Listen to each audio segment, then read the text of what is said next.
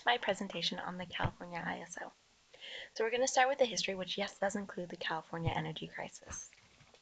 So to start out, California allowed competition into the wholesale energy market, and that's when the California ISO started to incorporate. And in 1998, they were able to start their transmission management services to 80% of California. And at that time, California also started deregulating, and wholesale prices dropped. And yay, California thought it was great until the energy crisis hit. And as you can see here, prices skyrocketed in 2000, and it included an extra 20 billion new expenses over what they had to pay in 2019 for energy. And then there were rolling blackouts in 2001. The wholesale market operated bankrupted, and then the state had to step in as the only one with reliable money. To find out more, read your textbook on page 167. After that, the California ISO started to redesign the market and work to make it better. And then it wasn't until 2009 that California finally had a day-ahead market again. And they continued to make improvements, such as integrating renewable generation, as you can see here, how much that started to ramp up with the solar. So let's get into the markets today.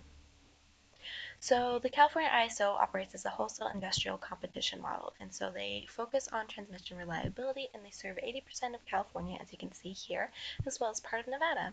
So they participate in general dispatch long-term planning, as well as several markets that are listed here. And we will go over all of these except for the CRR, the congestion revenue rights. So just to let you know, what they do is they work with the congestion marginal costs, and they use diverse financial instruments to offset those. So the wholesale energy market now focuses on efficiency, reliability, renewable energy integration, and so they try to be very transparent and accessible. So they have both a website and a mobile app, which will list the capacity, the demand, and supply, and everything, as you can see up here, so that everybody can see what's going on each day.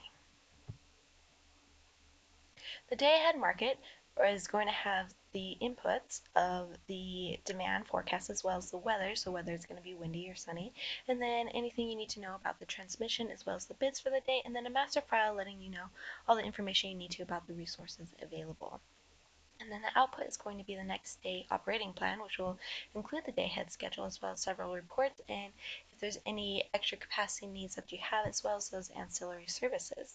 For the real-time market, the inputs are going to be the day-ahead results from yesterday, as well as updated forecasts for the day and any supplies that might be needed. And then we're going to be outputting every hour instructions for letting them know what to expect for each hour, and then every 15 minutes letting them know what is going to be needed to start up and shut down to have the right amount of generation. Then every 5 minutes, that's the real-time market there where you're dispatching the generation, and then of course the ancillary services needed. So for those ancillary services, we have the up and down regulation, which balances every 4 seconds, so it is grid synchronized. Then the spinning and non-spinning reserves, they balance every 10 minutes. And so for the spinning, which refers to rotor torque, can also be other sources such as storage, that is synchronized as well. And the non-spinning, such as a fast start generator, is synchronized as needed to be available for within 10 minutes. Now, the energy imbalance market, that is an advanced technical market system which connects many Western states, and so that all the resources in the area everyone can find the best prices for them. And then also, if you generate extra renewable generation, you don't have to shut that down. You can keep it running and then sell that on the market.